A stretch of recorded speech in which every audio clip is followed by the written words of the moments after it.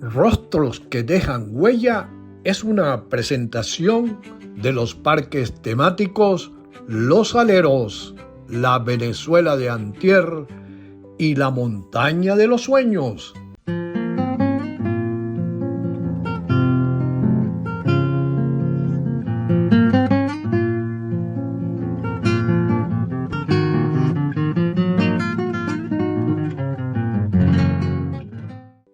Campo Rico es la marca. Pruebe el queso amarillo de búfala, la crema de leche o natilla y el requesón. Sin discusión, Campo Rico es la marca.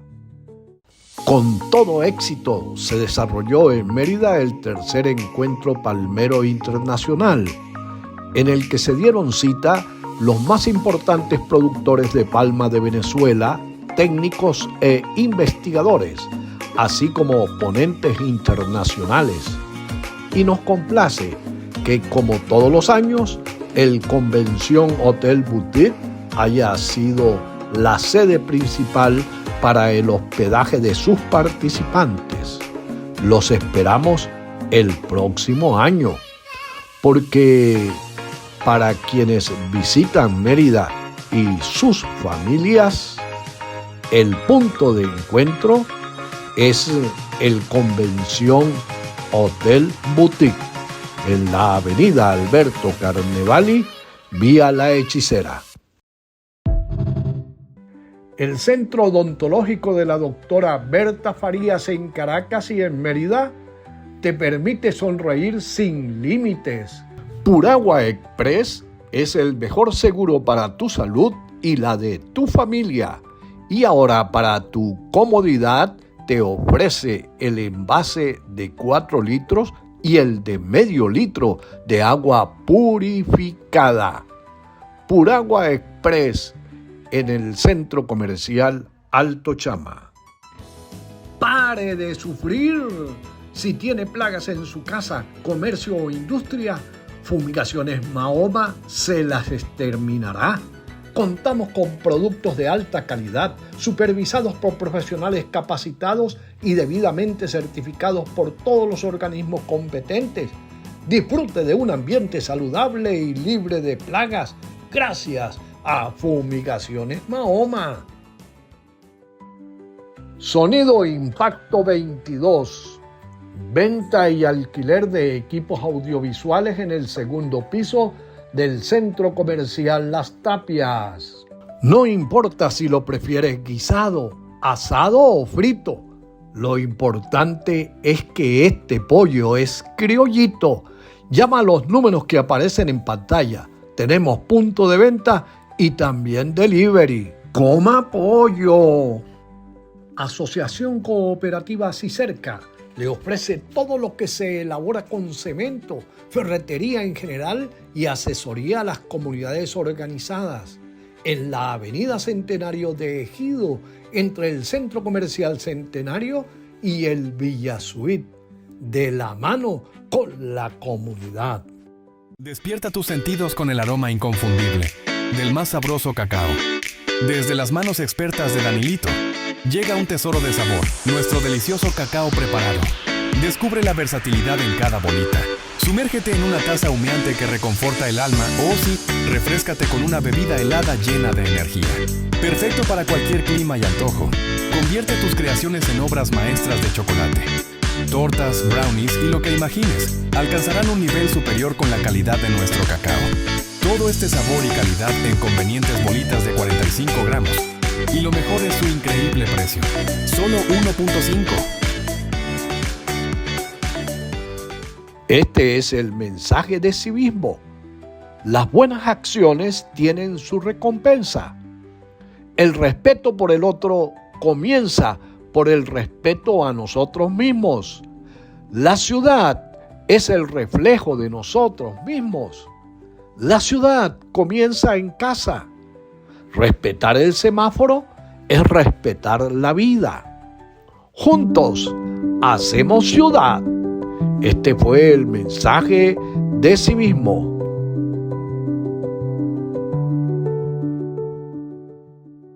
Amigas Y amigos, me encanta tener la oportunidad de ofrecerles una nueva entrega de su espacio Rostros que dejan huella.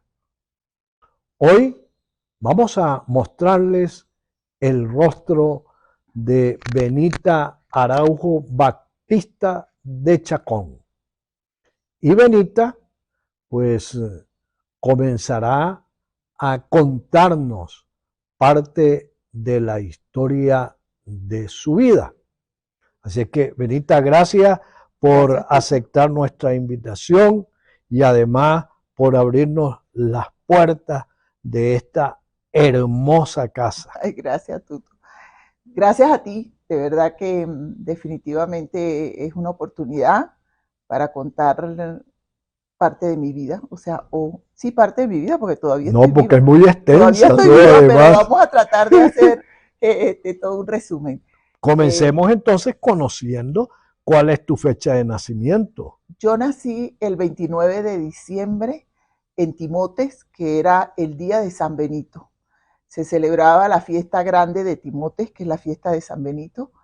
De allí entonces viene Benita. Y de allí viene mi nombre Benita, porque ese día pues celebraban, yo nací a las 2 de la tarde, mi papá era en ese momento obrero del MOP y mi mamá era ecónoma del comedor escolar de Timotes. Entonces mi mamá y mi papá, que se conocieron por casualidad, no sé, en un derrumbe y viajando a Timotes, se habían casado un año antes y yo nací en Timotes, justamente el día de San Benito. ¿Y de dónde? Se habían casado el 29 de diciembre del año antes. ¿Y Leopoldo era de Timotes? No, mi papá no era de Timotes, mi papá era mi papá había nacido en Piñango, pero mi abuelo era de Jajó, mi abuelo era trujillano, era de Jajó, era descendiente del general Juan, ¿se acuerda del León de la Cordillera? Era bisnieto del general Juan, y mi abuelo era un hombre que tenía un alambique. Entonces, como tenía un alambique, y eso en ese momento era muy perseguido, pues mi abuelo se mudaba muy regularmente porque dependía de que lo persiguieran por el alambique. Y entonces, estando viviendo en Jajó, decidió irse a vivir a Piñango. A Piñango, que era un sitio muy estratégico, muy lejos, y allí montó su alambique. Y luego ahí nació mi papá, nació una de mis tías, y luego se vinieron a Mérida. Ellos vivían aquí en Mérida, en el Valle. Mi papá vivió muchos años en el Valle, porque mi abuela era Uzcategui, de las Uzcateguis de aquí de Mérida, y entonces era Rendón Uzcategui, de gente de Mérida. Mi abuelo era Araujo, del general, y mi mamá era también descendiente de Carlos Batista. ¿Se acuerda que era el otro guerrillero fuerte? El general Carlos Batista era trujillano, era guerrillero también. Y entonces esas dos familias siempre tuvieron muchísimos inconvenientes. Sin embargo, mi mamá entre y mi papá, entre ellos. Y los Araujos y los Batistas siempre tuvieron inconvenientes. De hecho, cuando nos reunimos todos los Batistas comentamos, porque somos Baptista con P. Entonces, comentamos esas incidencias. Lo cierto es que se casaron en Timotes, yo nací en Timotes, todas mis hermanas, menos la última, nació en Valera. Pero Benita, tú dijiste que tu papá y tu mamá se conocieron producto de un derrumbe que hubo en la carretera. ¿De dónde iba tu mamá? Mi mamá, como era ecónoma del comedor escolar de Timotes, venía a Mérida a traer la relación, porque ella era la ecónoma, entonces ella traía la relación primero del personal que funcionaba en el comedor escolar del grupo canónigo Uzcategui, que era el grupo de Timotes. Segundo, la relación de gastos que tenía en el mes. Sí, entregar cuenta. A entregar cuenta. Y la otra cosa, porque aquí hacían una cosa importantísima. En Mérida le entregaban la bombona de gas que tenía que llevar para la cocina y le entregaban un pipote grandísimo Yo creo que mandaban como unos 4 pipotes en madera muy lindos. Un pipote de madera, por dentro era metálico, pero por fuera estaba forrado de madera, que era la leche holandesa que venía al país y se le entregaba a los comedores escolares para repartirle a los niños en el almuerzo o en el desayuno. Entonces mi mamá siempre venía a leche en polvo. Eso. Era leche en polvo y holandesa totalmente. Todavía en mi casa de Timote se conservan pipotes de eso, porque eran valiosísimos, tenían doble capa, la capa de madera y la capa metálica por dentro. Bueno, mi mamá recibía ese material aquí y lo llevaba a Timote. Entonces ella venía, relacionaba, le entregaban sus cosas y regresaba. Y en un momento en que regresó a eso, mi papá, que era obrero del MOB, estaba justamente en un sitio que se llama Quebrada Honda, casi llegando a Timote. Era muy cerca de Timote, pero se había caído un derrumbe y no había paso. Y entonces ahí tenían a la gente estaba haciendo traslado, es decir, salían de transbordo, salían de los autobuses o de las camionetas que venían, hacían el transbordo para poder pasar por el derrumbe, y ahí mi papá conoció a mi mamá. Mi mamá era una mujer muy linda. Yo creo que fotografías de mi mamá son realmente impactantes. Era una mujer alta, muy elegante, muy bella y con características muy particulares. Tocaba guitarra, cantaba de vez en cuando. Entonces era una mujer así como no de la época, no de la época.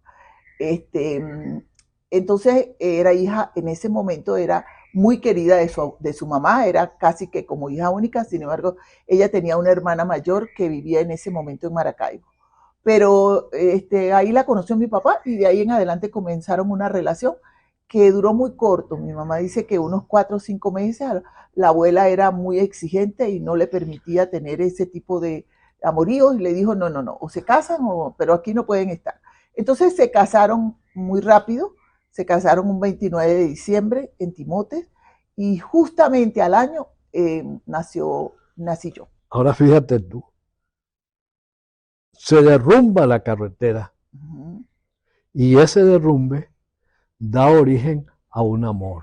Así es, a un encuentro muy bueno. Y vamos a decir el nombre de tu papá y de tu mamá, que no lo hemos Mi mamá se llamaba Gelacia Carlina Batista Parra y mi papá se llamaba Leopoldo Araujo Rendón Uzcate.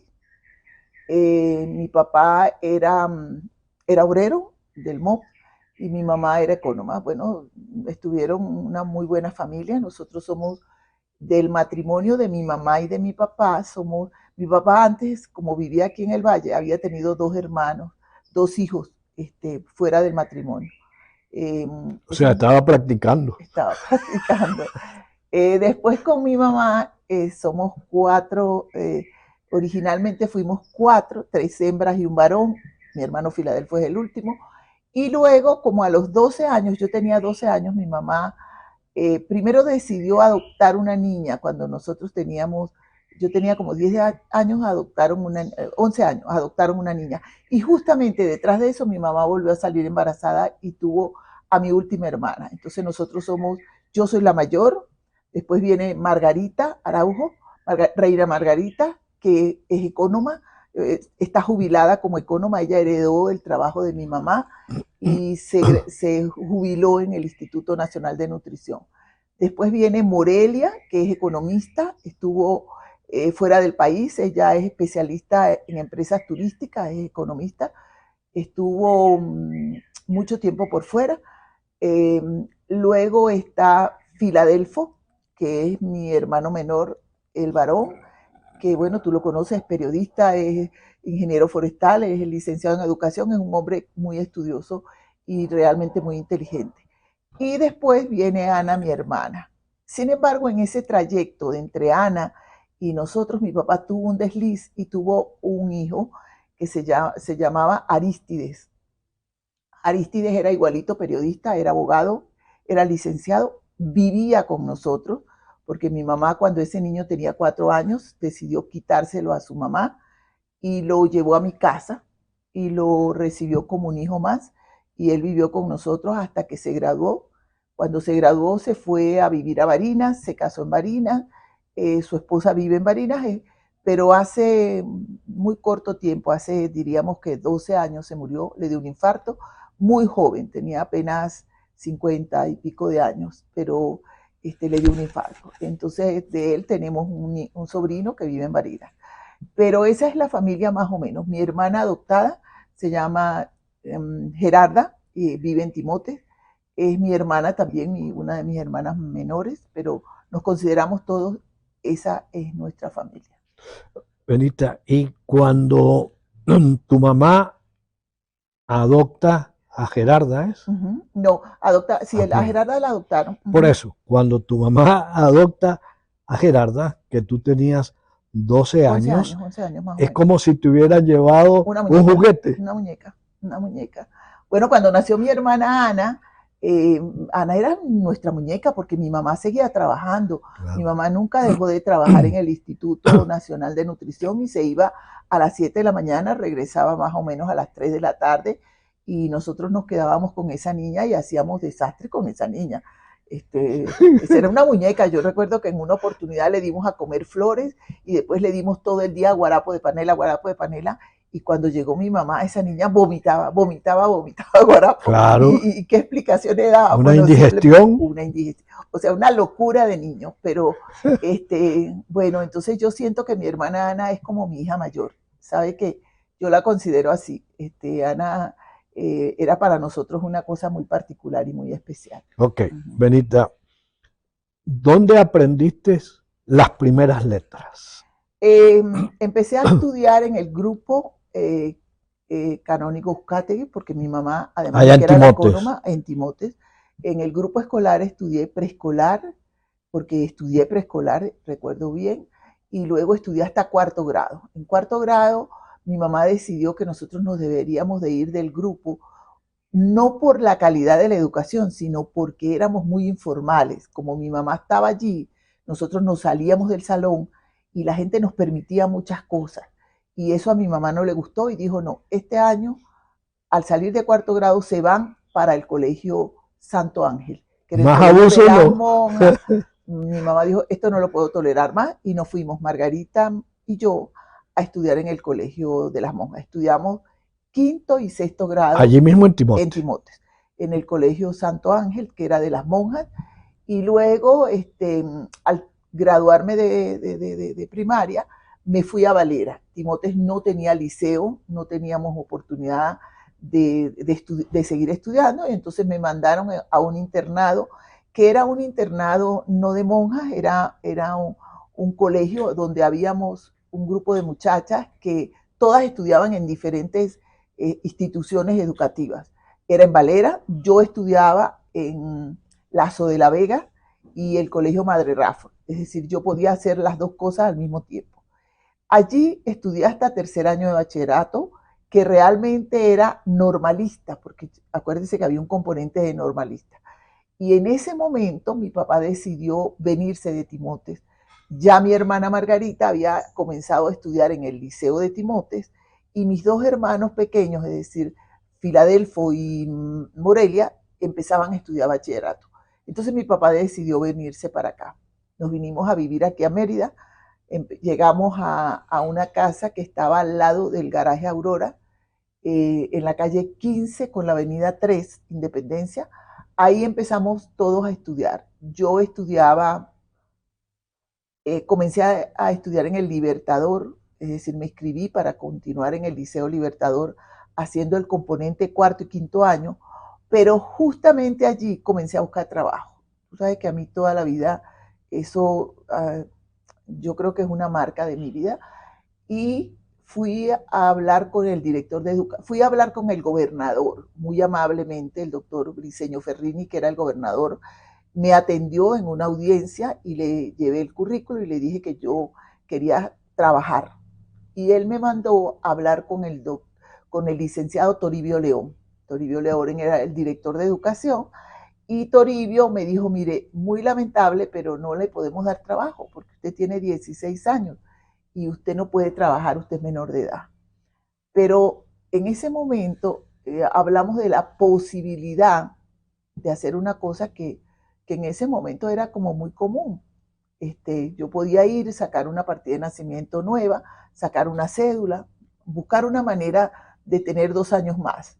Y bueno, así se hizo. Yo logré tener una cédula con 18 años y me fui a trabajar en la escuela Fermín Ruiz Valero, o sea que era el grupo viejo de Santa Bárbara. O sea que aquí es al revés. La mayoría de las mujeres quieren tener menos edad y usted se mandó a colocar 2 años más. Yo me puse 2 años más. Pero eso funcionó y eso permitió que yo empezara a trabajar. Entonces yo comencé a trabajar dando 4º grado en la escuela Fermín Ruiz Valero. Por eso yo a veces siento, hace poco en Caracas en una reunión, entré a una reunión y ya la reunión estaban todos sentados y alguien me dijo, ¿usted conoce a Ivo? Y yo dije, no, no lo conozco, mucho gusto. Y él dijo, no, profesora, yo la conozco.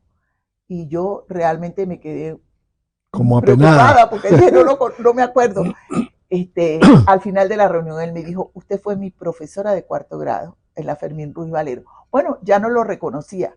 Yo tengo alumnos desde esa época porque después he venido siendo docente. Ahí comencé a trabajar, estuve desde el año 70, desde el año 69 que llegamos aquí, estuve trabajando en la Fermín Ruiz hasta el año 71. En el año 71 no podía ya porque ya estudiaba, porque yo, aun cuando trabajaba en el grupo de allá, yo estudiaba en el Libertador para poder sacar 4º año y 5º. Entonces se me hacía muy complicado, sobre todo los laboratorios de física y química, tenía que dar. En ese tiempo la educación no era como ahora, era de 8 a 12 y de 2 a 4:30. Entonces era complicadísimo cuadrar. Claro, eran 2 turnos. Eran 2 turnos. Entonces, bueno, al final logré sacar mi bachillerato justamente ahí y me propusieron que me fuera de profesora del Liceo Ejido. Ya en ese momento el director de educación era el profesor Chacón Pérez. Vicente. Fui a hablar con él y él me dijo, no, Benita, váyase para el Liceo de Ejido a dar clases de matemáticas de 1º y 2º año de bachillerato. Usted está estudiando ingeniería, usted es una docente reconocida, usted no tiene que hacer un curso de capacitación docente, váyase. Y me fui al Liceo Ejido. Y me gradué de ingeniero dando clases en el Liceo Ejido. Es decir, yo salí en el año 76 graduada de ingeniero y hasta ese momento trabajé en el Liceo Ejido. Mi hermano Filadelfo, que ya se había graduado, aceptó tomar mis clases porque efectivamente él comenzó dando clases en el Liceo de Ejido. Luego hizo un componente educativo y luego se graduó de licenciado en educación porque él era ya ingeniero forestal. Pero bueno, entonces fíjate, Tuto, yo he trabajado, yo creo que desde que tengo sentido común, porque cuando era muy pequeña. Por lo menos desde que tenía 16 años. Bueno, formalmente, con nómina y cheque y firmado, desde que tenía 16 años. Pero antes, inclusive, yo hacía los sábados pastelitos en mi casa de timotes. Claro, me ayudaba la persona que nos atendía. Nosotros tuvimos la oportunidad de tener una nana que llegó a mi casa cuando todas estábamos pequeñas, porque mi mamá trabajaba, y duró prácticamente hasta hace 10 años que se murió mi papá. Estuvo con nosotros 50 y pico de años. Entonces, esa señora me ayudaba. Pero se descuidó con Gerarda, que no dejó que ustedes le dieran flores y guarapos de caña. Bueno, y entonces resulta ser que ella me ayudaba y yo hacía pastelitos y vendía los sábados en timote. Y era muy reconocido.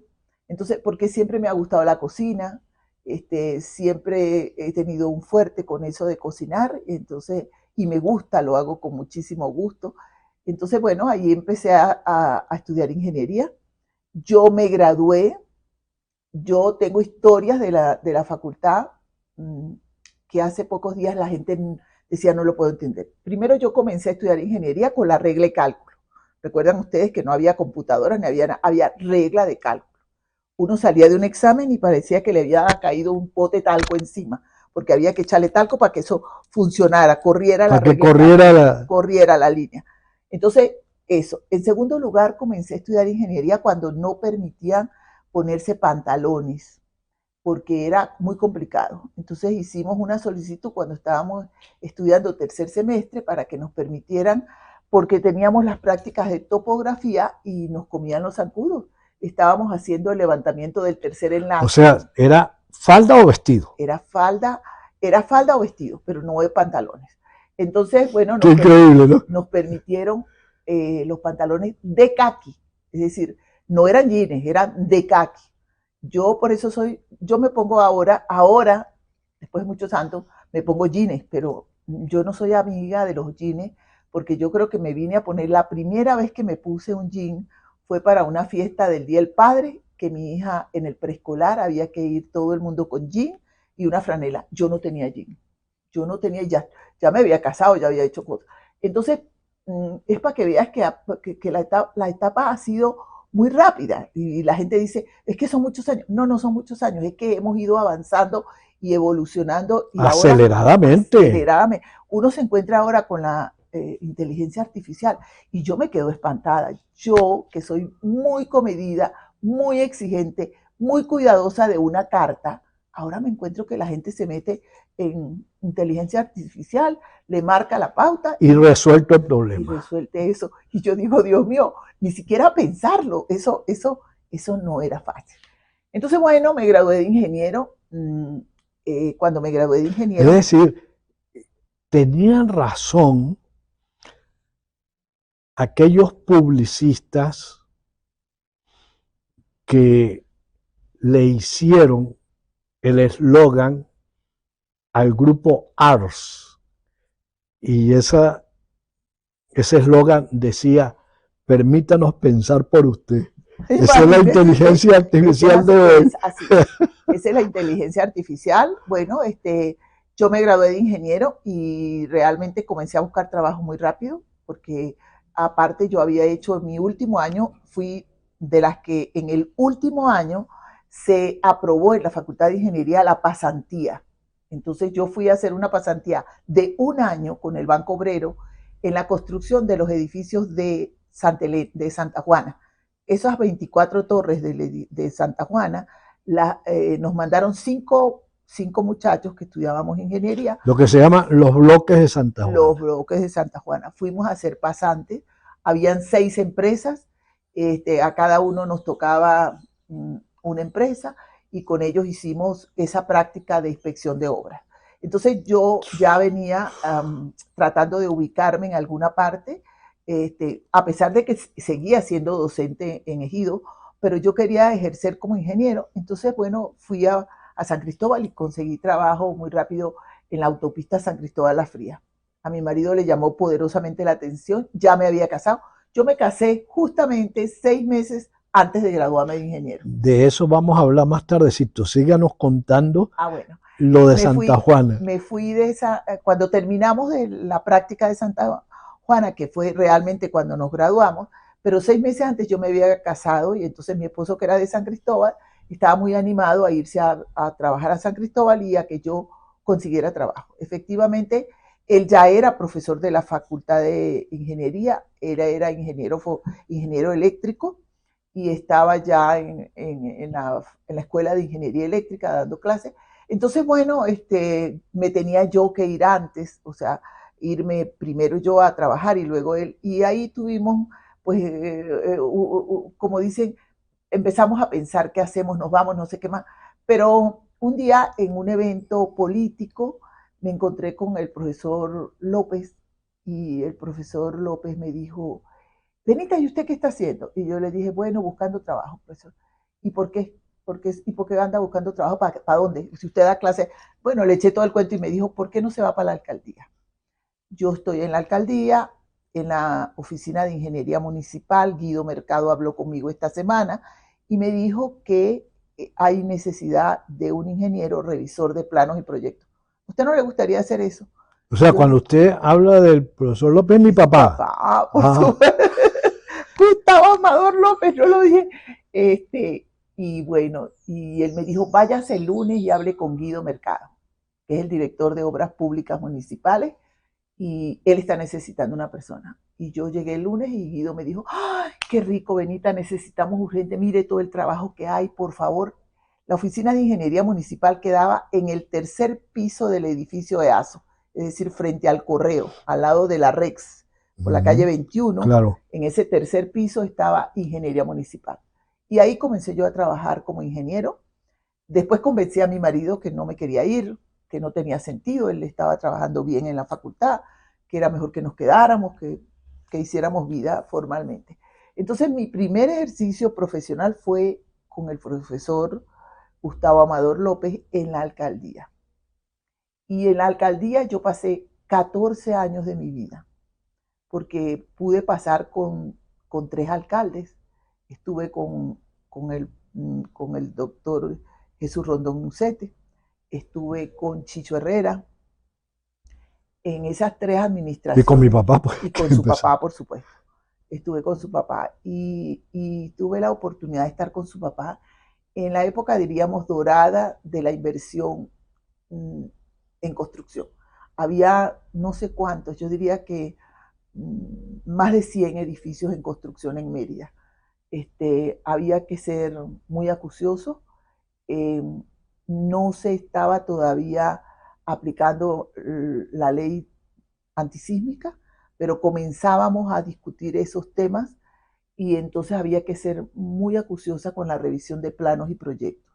Es decir, la gente tenía que traer el estudio sísmico de las estructuras, tenía que el calculista traer toda esa definición y entonces pues yo tuve la oportunidad de actualizar mis estudios, fui a Caracas, fui a Maracaibo, hice no sé cuántos cursos de estructuras antisísmicas y eso me permitió entonces, yo estaba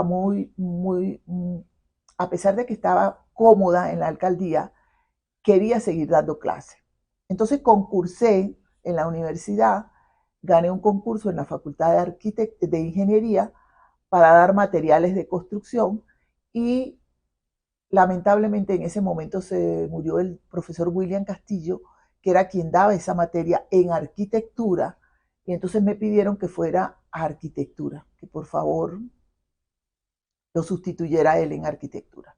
Y así fue, comencé a dar clases de materiales de construcción en arquitectura, di tecnología de la construcción, entonces ahí incursioné en estructuras, comencé a dar estructuras para arquitectos, una cosa que en ese momento tenía una indefinición terrible y que era complicadísimo porque a los arquitectos les exigían trabajar en cálculo estructural cuando realmente el cálculo lo hace el ingeniero, pero el arquitecto tiene que diseñar, tiene que hacer un dibujo y tiene que establecer unas condiciones. Pero algunas nociones necesita tener. Tiene que tenerlas. Entonces él tiene que manejar la carga viva, la carga muerta y el diseño de una estructura. Porque, ¿qué pasaba? Una gente que hacía, por ejemplo, un edificio y cuando el calculista venía, en el sótano las columnas estaban dibujadas de 40 por 40 y en el cálculo salían 80 por 80. Entonces ya el sótano no funcionaba porque no cabían los carros.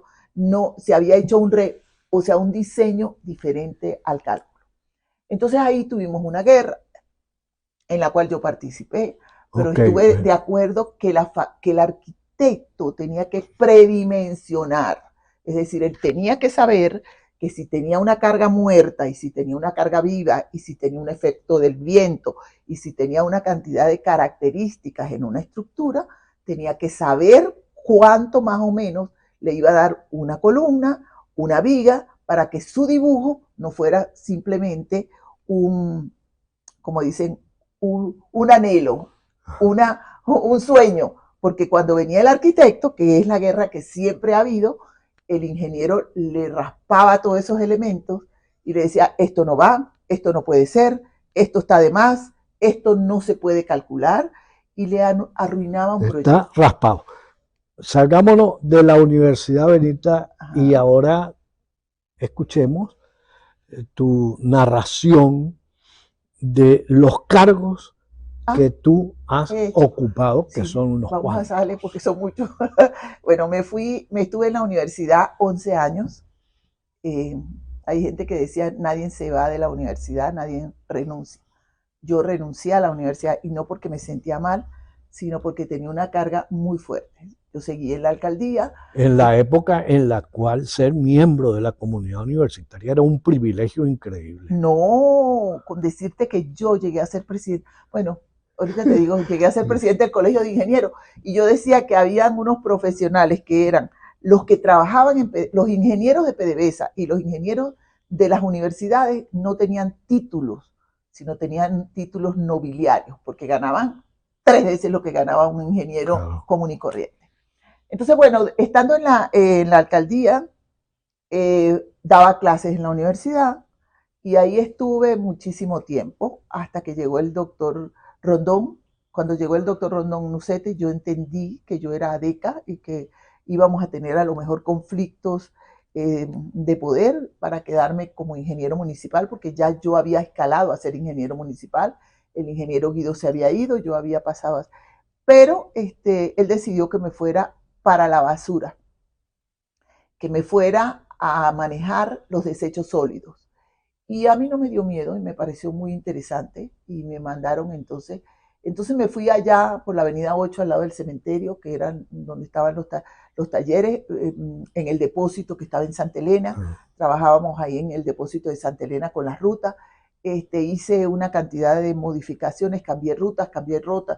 Ahora ahí queda, creo que la escuela Teresa Manrique, ahí queda, así donde estuvo esa luego, dependencia del aseo. Luego me fui, aproveché, y esa fue mi primera oportunidad para hacer una maestría. Entonces hice una maestría en desechos sólidos. Yo tengo una maestría en desechos sólidos de 1 año que la hice en el CIDIA con el padre de los desechos sólidos, que es Chobanóbulos. Es un alemán extremadamente bueno que maneja todo eso. Y yo hice esa maestría con él. De 1 año me gradué, y una vez que me gradué, eso me lo permitió el doctor Jesús Rondón, a pesar de que hacía cosas en el aseo, pero también trabajaba. Cuando regresé, él me dijo, vuelva para ingeniería, Benita, no quiero que se quede, pero yo tenía mucha intención de tener otro hijo, porque yo ya tenía una hija, había perdido un par de morochos en un inconveniente de un embarazo extraño, y entonces estaba como muy afectada porque necesitaba tener un bebé. Y entonces salí embarazada. Le hacía falta compañía a Gaby. A Gabriela. Entonces salí embarazada y ahí tuve muchos accidentes, pero tuve la oportunidad de que en la ingeniería municipal entró una persona muy querida, que es mi compadre, mi vecino además, que se llama Oscar Lujano. Oscar Lujano pasó a ser el director de obras públicas municipales, y entonces él efectivamente me trató de una manera muy comedida, y yo primero logré el embarazo y después logré la posibilidad de que yo siguiera trabajando sin mayor inconveniente. Ahí cambiaron de alcalde y apareció entonces Chicho, con el cual yo tenía muy buenas relaciones. Yo me incorporé inmediatamente a la alcaldía. Chicho llegó el 15 de junio y yo me incorporé con él, a pesar de que yo había tenido un niño prematuro y con muchas condiciones el 4 de mayo, que ahorita va a cumplir años, pero efectivamente así lo hice. Entonces pasé nuevamente a ser ingeniero municipal, pero ahí había una condición particular. Se estaba construyendo el mercado principal y me nombraron gerente de Termipaca. Es decir, yo manejaba la ingeniería municipal y al mismo tiempo hacía la inspección del mercado nuevo, es decir, la obra del mercado nuevo. Claro, ahí había un equipo, estaba Rafaela de León, estaba... ¿Y ya se había quemado el mercado principal? No, se estaba construyendo el mercado nuevo y el mercado principal estaba funcionando. De hecho, esa fue una experiencia, nosotros como ingeniería municipal decidimos hacerle unos cambios al mercado, hacerle unas reparaciones al mercado viejo, y la arquitecto Rafaela de León, la esposa de Caracciolo, se nombró como encargada de la obra. Ella levantó una cantidad de dificultades que tenía el mercado viejo y se hizo toda una reparación. Te puedo decir, Tuto, que por ejemplo, todas las cocinas se modificaron, se repararon, se cambió el cableado eléctrico, se hicieron reparaciones de los baños, se ubicaron mejor los comerciantes, se arregló el pasaje Tatuí, y de eso había un informe muy pormenorizado y muy claro. El mercado seguía construyéndose y ya estaba en venta. Es decir, Termipaca vendía la sede del nuevo mercado y convencía a los comerciantes del mercado viejo que se metieran en ese negocio, cosa que pues no les llamaba la atención. Entonces, bueno, Termipaca construía el mercado y aquí se hacía la reparación. Cuando apareció el incendio del mercado, y entonces, bueno, Benita, ahí fue donde a la gente tantos años de ese incendio, ¿qué cree usted? Eso fue intencional. Eso fue intencional, pero fue intencional, y eso fue ocasionado por Bandera Roja. Bandera Roja ¿Verdad? hizo una incursión. ¿Y sabe por qué se supo? Porque la gasolina con la que prendieron candela era gelatinosa. Esa no fue una gasolina que cualquiera la podía manipular. La gasolina era una gasolina gelatinosa. Las investigaciones dijeron que eso era así. Sin embargo, en ese momento la situación que salió fue que la alcaldía había mandado a quemar el mercado para que la gente se fuera al nuevo mercado, cosa que no era cierta, porque yo como presidente de Termipaca sabía que el mercado estaba totalmente vendido. Por decirte algo, el tercer piso era absolutamente todo de Central Madeirense. Central Madeirense había comprado todo el tercer piso, que eran los locales, el local grande abierto, y ahí solamente quedaba Central Madeirense y las cocinas. La mayoría de los locales estaban asignados. Había diríamos que un 20% de comerciantes del mercado que habían comprado allá, pero los otros no.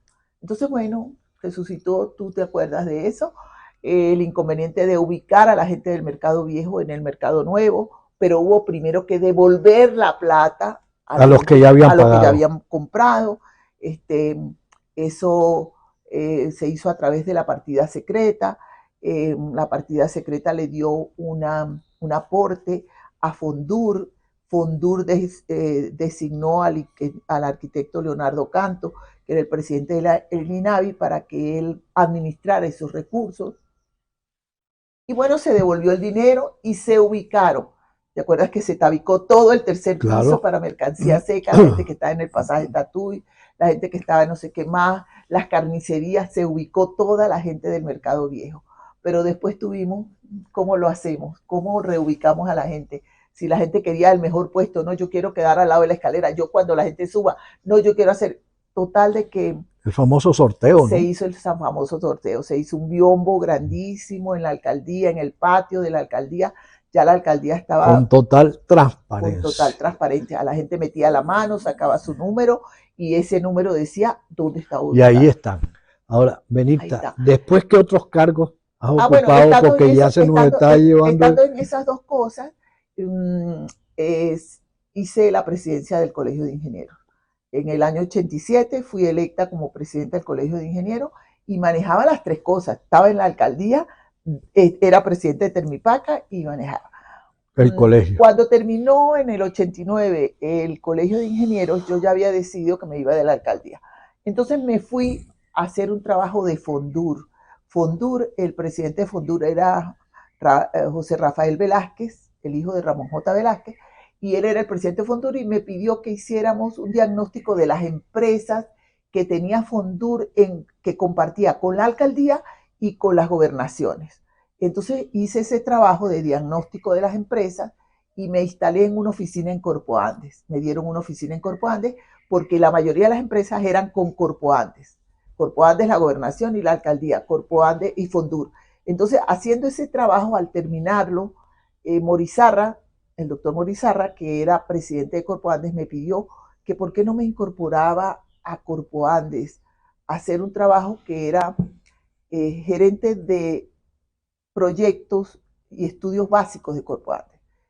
Y mire, de verdad, Tuto, eso fue una cosa maravillosa, porque ese era el libro gordo de Petete. Ahí se manejaba todo lo que era la propuesta de desarrollo de Corpo Andes para 3 estados, para Táchira, para Barinas, Mérida y Trujillo. O sea, esa era la base de datos de la región. Era la base de datos de Corpo Andes. Usted manejaba acueductos rurales, acueductos normales, sistemas de riego, inversiones turísticas, todo eso lo manejaba esa oficina.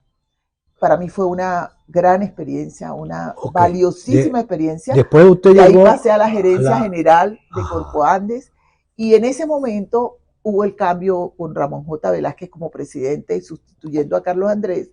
Y como Ramón J. Velázquez conocía mi forma de trabajar, pues Ramón J. se acuerda que él dijo que él nombraría gente en los cargos que lo propusieran los gobernadores o no sé qué. Efectivamente, el gobernador de Mérida, que era Jesús Rondón, el gobernador de Barinas, que era el del MAS. Peña, ¿no era? No, el del MAS. ¿Cómo se llama? El del MAS. Él y el de Trujillo era Vicente. El único que no me propuso fue el de Trujillo, porque él quería que fuera la directora de... El de Trujillo era Luis Ernesto González. Luis Ernesto González. No me propuso a mí, propuso a la directora que manejaba Corpo Andes Trujillo. Pero los otros dos sí me propusieron a mí y me nombraron presidente de Corpo Andes. Entonces llegué a ser presidente de Corpo Andes. Otra maravillosa experiencia, porque entonces yo ya conocía todas las empresas que tenía Corpo Andes y me puse mis pantalones, empecé a visitarlas una a una y fue el único año donde todas las empresas, desde la Owens y Ginós hasta la fábrica de tomates, la tomatera que había en Barinas, entregaron dividendos, es decir, le entregaron a Corpo Andes dinero que por supuesto fue muy bien administrado porque llegó y primero cerramos el capítulo de mucha gente que se le debían sus prestaciones. Después se hizo todo un trabajo en Corpo Andes, se reparó el anfiteatro, las instalaciones, se arreglaron todas las instalaciones de todas las oficinas de Corpo Andes, se establecieron canales muy formales con Imadelca, con la empresa maderera del Caparo que estaba en Barinas, se establecieron los saques de madera que era del Ticoporo, y también el del Caparo. Entonces, bueno. ¿Y de Corpo Andes va usted a la asamblea? De Corpo Andes. ¿Cuándo es usted presidenta de Euroandes? Me voy de Corpo Andes porque llegó, porque Corpo Andes dependía del ministro de la Secretaría, que era Andrés Caldera, que era el hijo de Caldera. Y el señor, a pesar de que reconocía mi trabajo y reconocía cosas, pues era... En algún momento se enredaban los papeles conmigo. Y un día yo hablé con el presidente directamente, con el doctor Caldera, y le dije, mire, yo quiero muchísimo a Corpo Andes, yo amo a Corpo Andes, yo tengo un espíritu corpoandino como ninguno, pero yo me voy. Pero ¿cómo se va a ir si no hemos pensado? No, yo me voy. Me busqué una persona, él buscó al doctor Matamoros, yo le hice entrega a Matamoros y me fui y me quedé sin trabajo. Me dediqué unos meses a hacer mi trabajo como ejercicio profesional y estando en eso me encontré un día con Pedro Misle y me dijo, ¿sabes una cosa? Que el Banco Mundial está pidiendo currículos para personas que quieran trabajar en un proyecto muy interesante. Manda el currículo. Me dio los datos, lo mandé y 2 días después me mandaron una carta que me presentara en Caracas y me hicieron un contrato con el Banco Mundial para un proyecto que se llamaba Modernización del Sector Agua Potable y Saneamiento de Latinoamérica. ¿Eso fue con los israelitas? No, eso era con el Banco Mundial. El Banco Mundial me dio ese contrato y a través de ese contrato me mandaron a hacer 2 pasantías. Una estuve en Chile, en Concepción, en una empresa que se llamaba la empresa del río Biobío, y la otra fue que estuve en el AAA de Barranquilla. En el AAA de Barranquilla que manejaba los 3 servicios. Entonces, estando con ellos, el Banco Mundial decidió que estaba promocionando la constitución de empresas regionales del servicio de agua. Y una de las cosas era que se creara una empresa regional al cual el banco le podía negociar un préstamo para que creciera y se armara de cosas. Y comenzó con una parte muy interesante y era que Mérida era... a través de la información que yo tenía en Corpo Andes, más la que ya tenía Hidroandes, comenzamos a hablar con el banco para que comenzara a adelantar Y ahí fue cuando nació el Banco Mundial, Aguas de Mérida. ahí el Banco Mundial contrató a la empresa israelí, a la empresa Tajal, y le dijo, venga para acá, haga todo el diagnóstico de lo que hay en Mérida y proponga qué hacer. Se creó una unidad ejecutora del proyecto Tajal, pero al mismo tiempo se promocionaba la constitución de Aguas de Mérida. Se hizo Aguas de Mérida, yo fui la primera presidenta, yo trabajé durante un año durísimo con todos los alcaldes para que pudiéramos hacer el diagnóstico de cada alcaldía, la propuesta de cada alcaldía, pero además la separación de Hidroandes, porque al separar Hidroandes teníamos que llevarnos los trabajadores, teníamos que liquidar a esa gente para que no viniera para acá. Bueno, todo ese trabajo. Borrón y cuenta nueva. Eso te hizo. Ahora se logró Aguas de Mérida y después de 2 años de éxito de Aguas de Mérida, al partido se le ocurrió hacer Acción Democrática una encuesta para averiguar, para averiguar quién era la persona más reconocida en Mérida. Y bueno, me llamaron y me dijeron, mire, usted tiene tanto por ciento, vamos a proponerle a usted, ¿qué quiere? Y quiere que le diga, Tuto, yo de la manera más sencilla yo dije, yo quiero ser alcalde. Yo siempre he amado a Mérida, yo quiero ser alcalde. Si me quieren proponer, ok, yo voy para la alcaldía. Me dijo, no, pero es que usted es reconocida en todo el estado. Usted tiene, mire, tanto porcentaje, no sé dónde, allá en Toronto. No vamos a perder votos. No, nosotros tenemos que meterla a usted a un cargo que recoja en todos lados. Bueno, entonces me fui para la Asamblea Nacional como diputada nacional nominal, es decir, electa por 2 circuitos, por el circuito 3 y bueno, gané. Ok, nos quedan 3 minutos, pero yo tengo que aprovecharlo para que usted nos hable, bueno, de su vida amorosa, de su vida afectiva, de su familia, porque con eso prácticamente cerramos. Bueno, mire, yo, pues... ¿Cómo conoció usted a Marcelo? Marcelo era profesor en la facultad, ya, era asistente y era preparador de una materia que se llamaba Física 3, con la cual yo tenía muchas dificultades en el 3er semestre. Yo tenía un novio y en ese momento el novio mío me lo presentó y me dijo, mira, él es el preparador, él te va a ayudar. Él te va a ayudar. Y en ese momento yo no la escribí, ese semestre no la escribí. Eso es lo que se llama buscar cuchillo para su propia garganta. Así es. Bueno, entonces total de que yo no me inscribí ese semestre porque no me prelaba nada, seguí adelante, pero cuando ya estaba como en el 7º semestre, yo tenía que cursar esa materia, entonces vine y la escribí efectivamente. Él seguía siendo el preparador, conversé con él y me dijo, ¿cómo no? Yo te ayudo. Tuvimos un contacto muy rápido, pero la gente decía, ese tipo está enamorado tuyo. Tú sabes que ese tipo te mira demasiado, ese tipo no. Pero yo siempre he sido una mujer muy abierta y por eso te digo, Tuto, yo tuve la particularidad de que yo, de las cosas, de las personas que yo amo en mi vida, venero en mi vida y tengo como una concepción muy clara, es mi papá. Mi papá, yo creo que se confundió en algún momento y creyó que su hija mayor era un varón. Y entonces yo aprendí cosas de la vida que no cualquier niña aprende. Por ejemplo, yo manejaba los gallos de mi papá, yo le cortaba las plumas a los gallos, los ayudaba, les echaba bairrum, les daba fricciones, les cumplía la dieta. Y iba con mi papá. Era una gallera. Ajá, iba con mi papá con 2 maleticas para una gallera. Cosas que a mi mamá le causaban una cosa horrible. Entonces se casaron. Bueno, entonces yo siempre fui una mujer muy amplia y mi marido era un hombre más callado, más tranquilo, no sé qué más. Pero bueno, decidimos empatarnos, duramos como unos 3 años de novios. En esa tónica de que salíamos, nos poníamos bravos.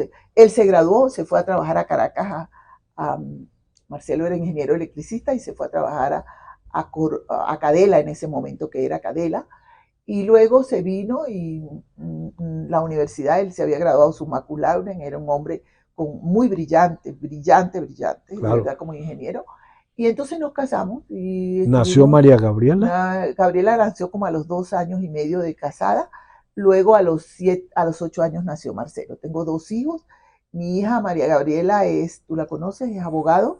Es una niña brillante, extremadamente formal. Sacó 2 carreras. Ella es administradora de empresas y es abogado. Hizo una maestría en los Estados Unidos Y allá está. Y allá está. Y mi hijo Marcelo es ingeniero, por supuesto, un ingeniero duro, rudo. Mi hijo Marcelo maneja la empresa de su papá, porque entre los dos seguimos haciendo vida.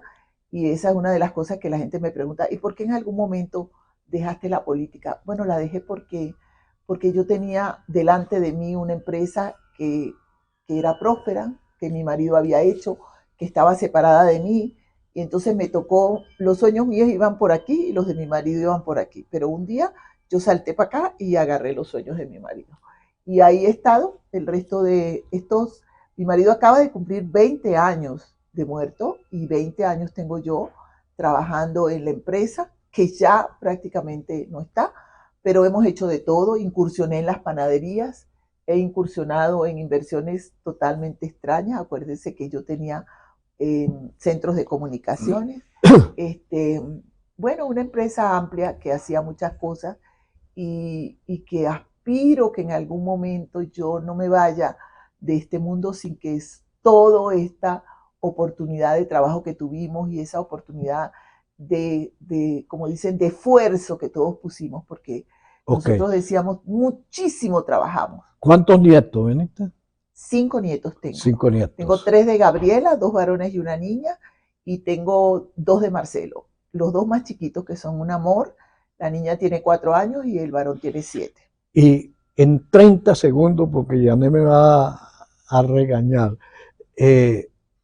¿cuál es, porque esta es la pregunta con la cual cerramos todos los programas, cuál es la Venezuela que a usted le gustaría que disfrutaran sus nietos?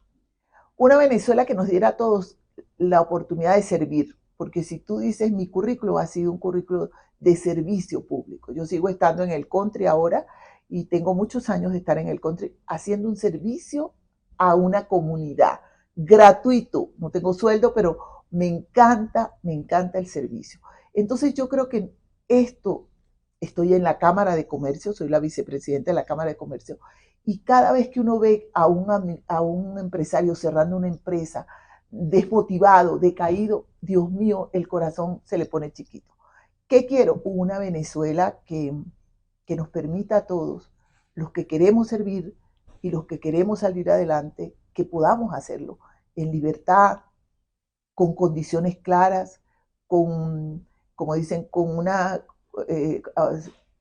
responsabilidad de todos, con una autonomía y con unas garantías jurídicas que nos permitan a todos vivir bien.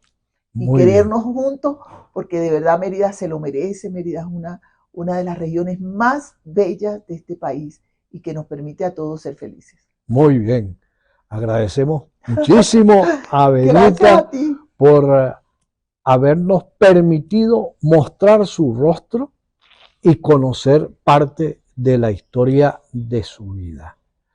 Con este programa cerramos el periodo en el cual todas nuestras invitadas fueron madres en este mes de mayo. Y el próximo sábado, que ya es junio, entonces nuestros invitados serán todos padres. Así es que ya están invitados para que a partir del próximo sábado, nuestros invitados, que serán padres, mostrarán su rostro y vendrán aquí a contarnos parte de la historia de su vida. Será hasta el próximo sábado. Rostros que dejan huella fue un obsequio de los parques temáticos Los Aleros, la Venezuela de antier y la montaña de los sueños.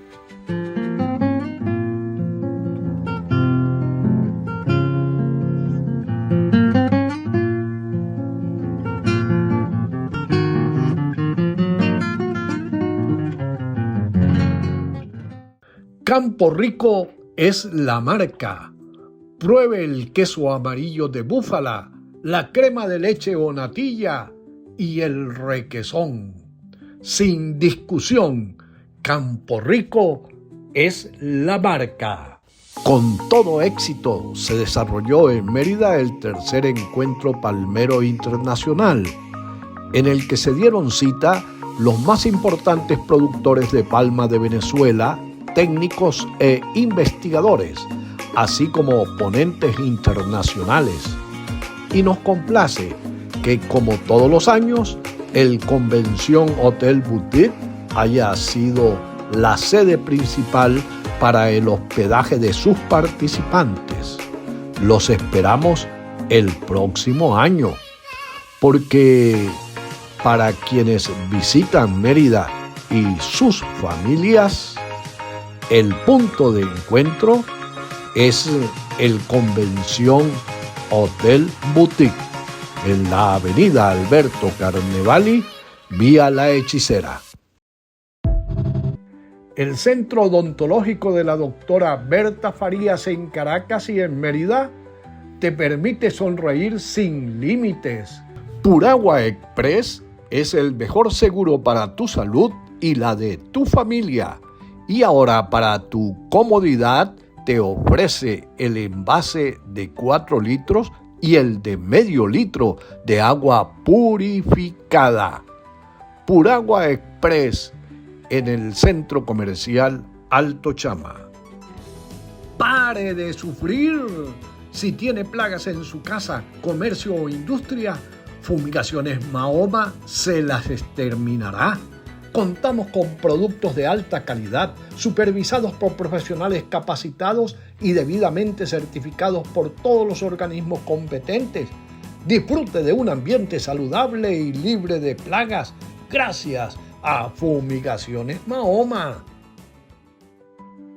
Sonido Impacto 22.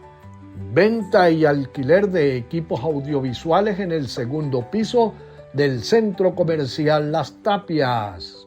No importa si lo prefieres guisado, asado o frito.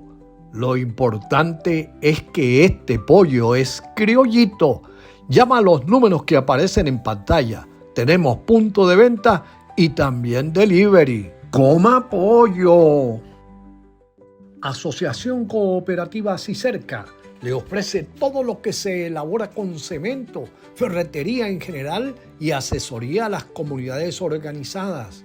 En la Avenida Centenario de Ejido, entre el Centro Comercial Centenario y el Villa Suite, de la mano con la comunidad. Despierta tus sentidos con el aroma inconfundible del más sabroso cacao. Desde las manos expertas de Danilito, llega un tesoro de sabor, nuestro delicioso cacao preparado. Descubre la versatilidad en cada bolita.